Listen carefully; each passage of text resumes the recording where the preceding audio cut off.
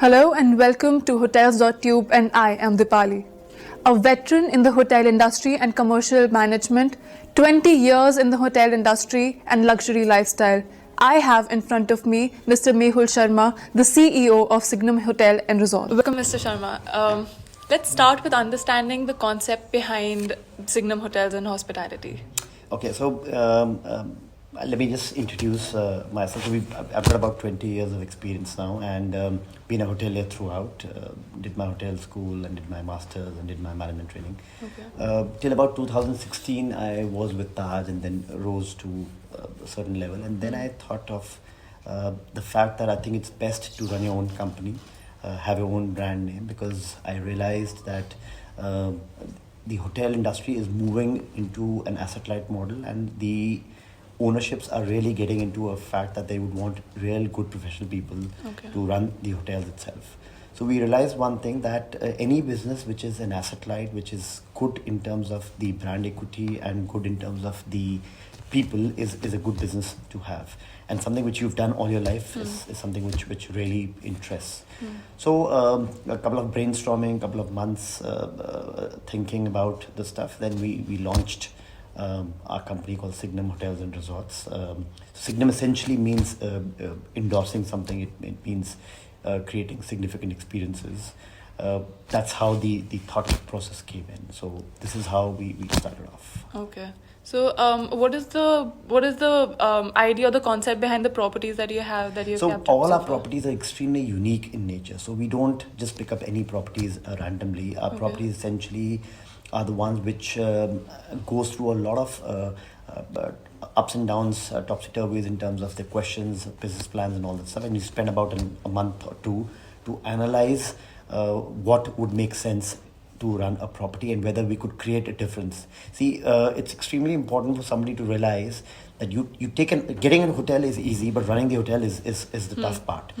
What we do is our entire core team, right from the projects to the architect to the sales and marketing, they visit the properties, do a complete study about those properties, spend about a month in understanding what the business can be generated, because till the time you don't add value to any of the hotels, it doesn't make sense ultimately for owners and for us. So after that only we actually sign up.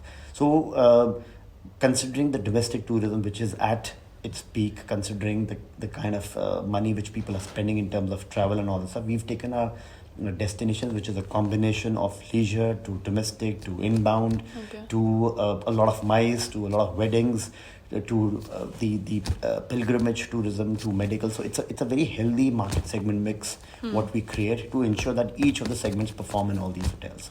Hence we've been able to do about 32% revenue growth over last year in all the hotels which we've taken over. So that's something that we really lay a lot of stress on. So what classifies you as, what I mean to say is, do you feel there's an upper hand towards having Signum in association to different hotels in comparison to people who are running it solely by themselves?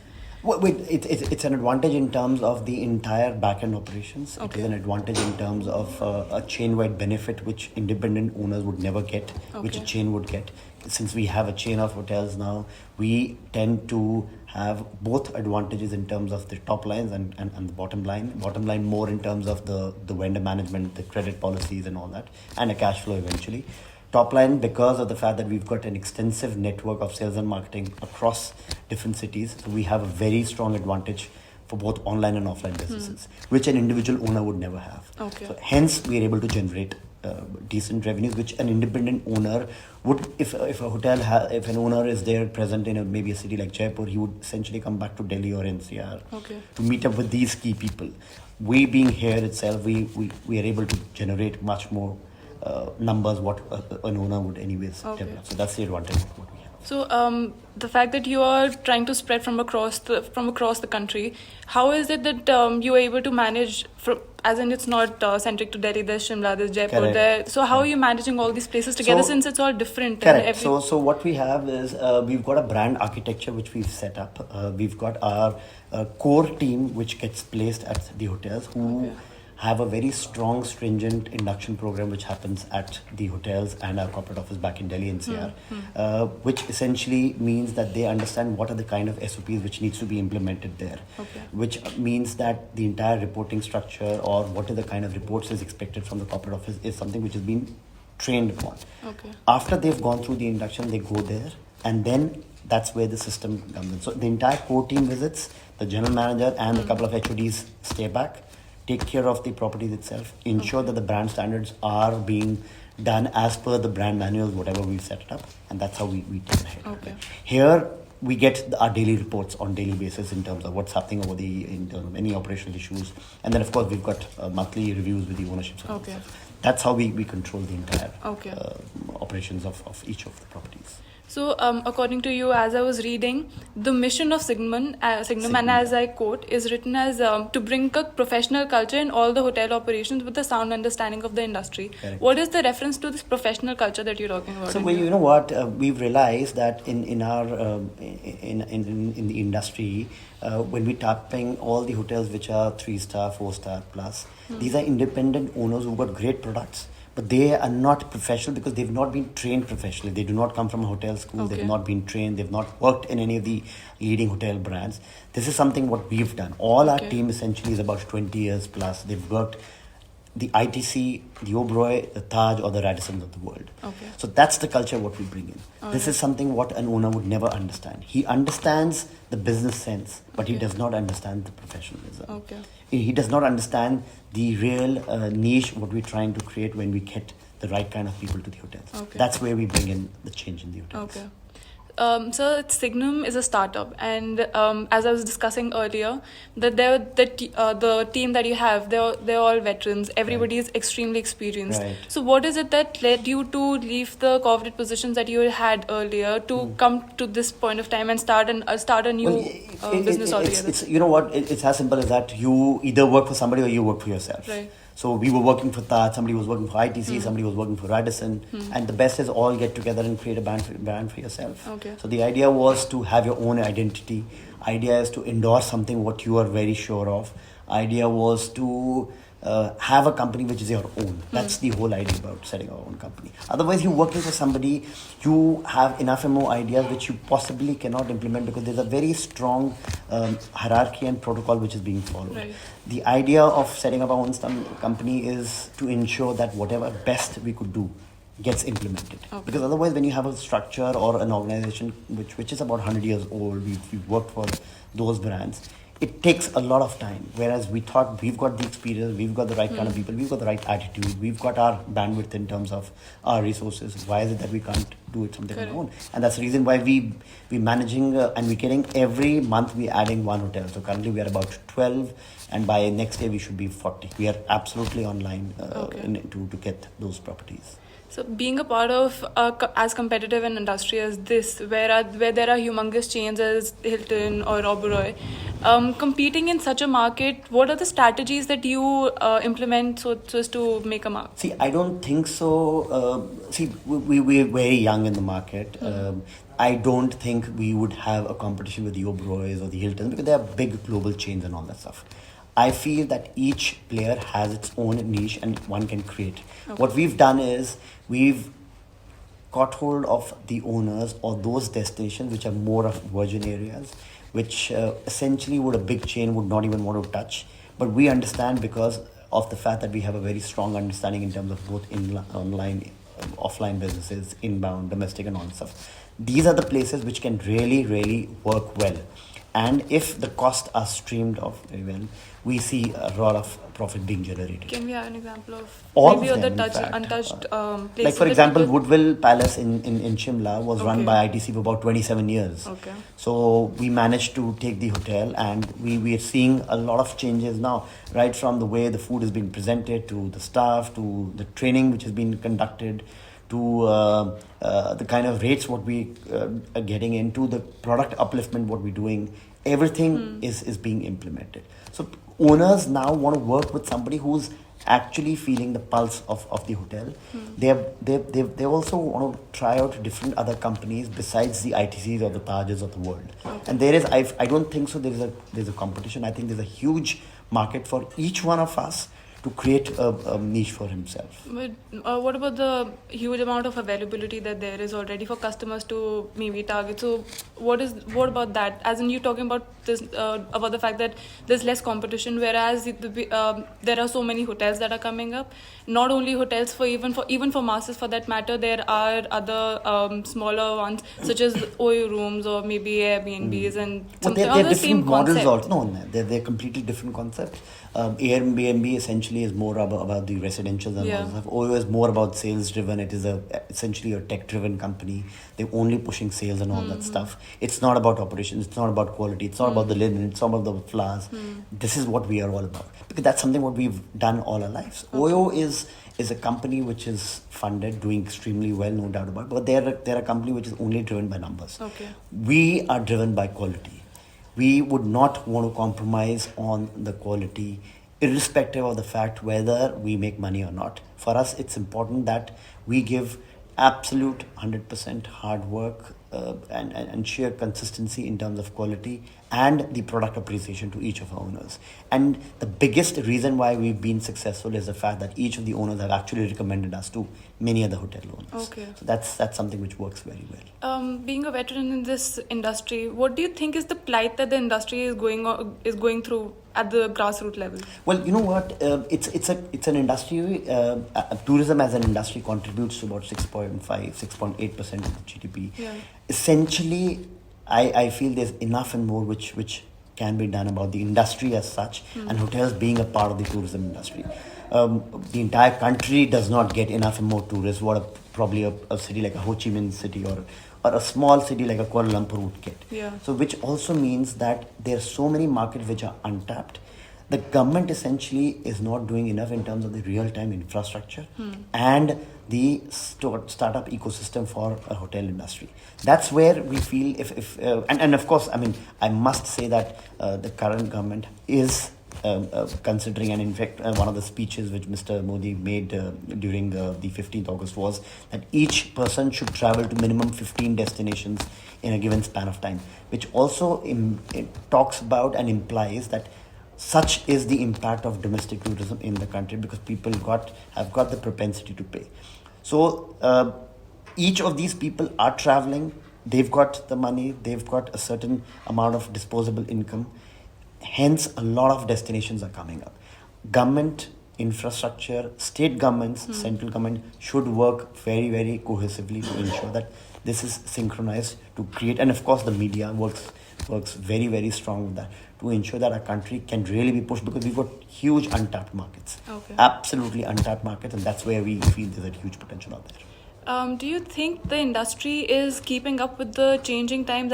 Is it adapting to the changing times? For example, why I say this is because, as I was discussing earlier as well, there are times that the hotels would resort to obsolete ways of promoting themselves, of creating an impression or an impact. How people, maybe because of the lack of knowledge, or maybe not setting the scale rather high, they would rather have promotions on the basis of pictorial representations. They would have pictures, and that's all that they would resort to, and they won't try to explore apart from this, and then they won't break the boundaries. Why do you think does this happen?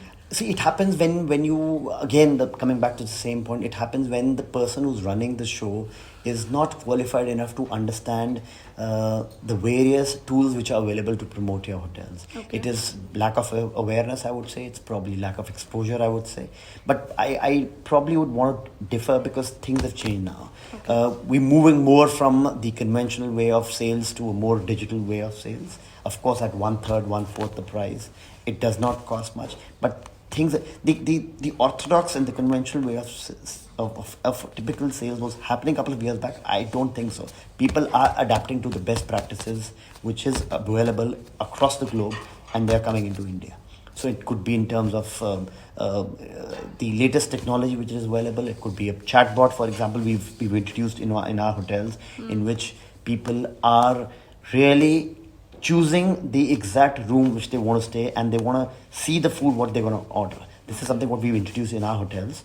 This is the kind of technology which we've got from outside, but people are adapting to it. Okay. Owners are adapting to it. Okay. So what you're talking about in terms of an obsolete, it used to happen, but I think we've seen a lot of transformation happening. Okay. For sure. So with the hotels that you have currently, are you trying to create a luxury brand out of it, or are you trying to create it for the masses for No, generally? so it's a combination. Like one of our product is ultra luxury in Kasoli, so Okay. it commands the price of about 25,000 rupees a night. There are the idea for us. See, hotels essentially is about location and the location and the location. That's the biggest Yeah. reason why a hotel is successful. We ensure that our cash flow are positive. We maintain a healthy EBITDA of about 28%, very, very healthy GOP of about 35%. So we do a good BCG matrix when it comes to the real-time planning of where the hotels would be. They would be hotels which gives us high yield but low money, but they are hotels which is like a cash flow for us or like a cash cow for us. So that, but the brand architecture is something what we absolutely keep in place in terms of the people, in terms of the product, in terms of the kind of the crockery, cutlery, linen, people, hardware, software has to be fundamentally the same, because that's where you travel to all hotels, you feel that you are actually talking and you are actually traveling to a Signum hotel and you see significant experiences in each of the properties, having kept in mind that the real backbone of the organization remains the same. Okay. So this is how you're trying to maintain. So if you're talking about location, how it's playing a very important role, and how the authenticity of each place remains intact. Absolutely. So we've got an experiential and a culinary manager, in fact. So what she does is she picks up the local cuisine, Okay. the local food, the local traditions, anything which is unique and authentic to that particular place. In terms of the rooms, also in terms of the interiors, is adaptive to what the local culture would be. We have experiences in one of the places when you can actually go and plow the field. You can actually go into a village and actually cook with them. You can, and whatever you do in terms of a weaving of a shawl, which happens in one of the hotels of ours, it actually gets back to the clients, and whatever money which we raise through them, it goes back to the village itself. So this is one of the CSR activities also what we do. So we definitely touch upon the sustainability factor for each of these hotels. We ensure that we do not create any imbalances in terms of the social ecosystem what is, and definitely promote the local culture there, because one, we get a lot of support. Secondly, we are also pushing employment. Thirdly, we are actually creating an experiences which anybody would want to really experience, because he would not possibly find that experiences in any of the hotels. That's what we lay stress on, and that's what our USP is. So, as I was just talking about how each location is different, and also considering the fact that there are times when hotels are running certain events. While we would think that typical promotions of a hotel would typically have a picture promotion or share promotion of certain sharing on social media and stuff, but what the hotel is oblivious of, maybe, or maybe alludes to that, is the fact that they do not get into the intricacies of the event, and that does not lead to the development or the so-called promotion that they're targeting. So what do you have to say about that? No, well, it again depends on how you're running the hotel and who's running the hotel. So when it comes to us, we absolutely go in depth of each events and taking a very detailed feedback. In fact, we go to an extent of ensuring that we click pictures to videos and stuff like that, to ensure that everything till the end goes absolutely smooth. The conventional way of promoting a property is something what used to happen a couple of years back. This is something what we do. We've got a very dedicated, strong digital marketing team, a PR team, which actually covers each of the hotel in the most unique way. So we do not follow this particular method of doing what it is. Our method is very, very different. We lay a lot of stress on each of a property, having a dedicated account manager in terms of our team, and very focused sales and marketing approach for each of these hotels. What kind of an impact do you think social media plays in the role of business development of a hotel? Well, it's like social media plays a very important role in any of the industries. Similarly, it is in the case of the hotel itself. Any hotel which is very tech savvy, digitally extremely active, social media extremely active, works very strongly on SEOs and SMOs, get into all this stuff. We've seen enough and more reasons why a hotel would not do well, and in terms of pure relative numbers, 18 to 20% growth purely happens when any of the events is being organized and gets conducted through any of these social media platforms. So we've seen results, and through a certain capture ratio, we've seen that it is working very well for us. So when we consider the fact that there are that reviews can make or break a hotel, how do hoteliers tackle the online reputation management? So see, ORM plays an extremely important role for hotels, especially when you have a tool like a TripAdvisor. Yeah. Out of 20% of the people who travel, that's a research which was done by McKinsey a couple of years back.